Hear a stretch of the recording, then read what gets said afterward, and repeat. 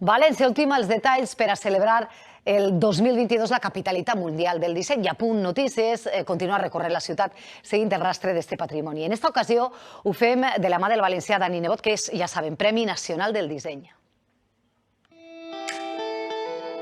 És un dels pilars del disseny valencià contemporani. Dani Nebot va néixer a Barraques, però la seva vida està a València.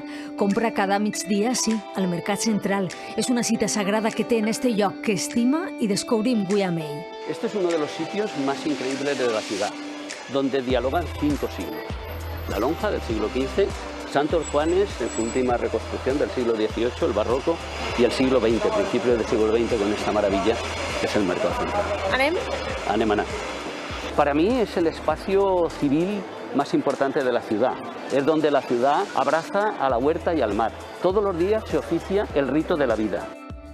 El discurso de los materiales. Es una auténtica maravilla. Tienes cerámica, vidrieras, esta estructura de hierro, a la altura de las grandes construcciones europeas.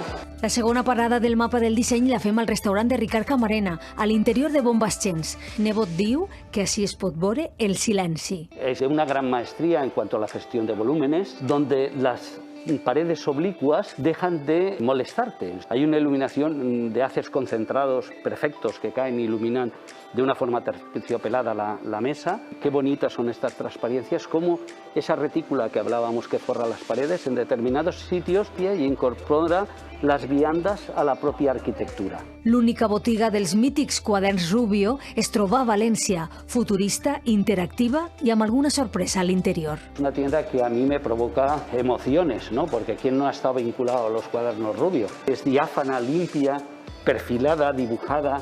Creo que la recoge perfectamente el carácter, la luminosidad y los colores, que son colores absolutamente básicos.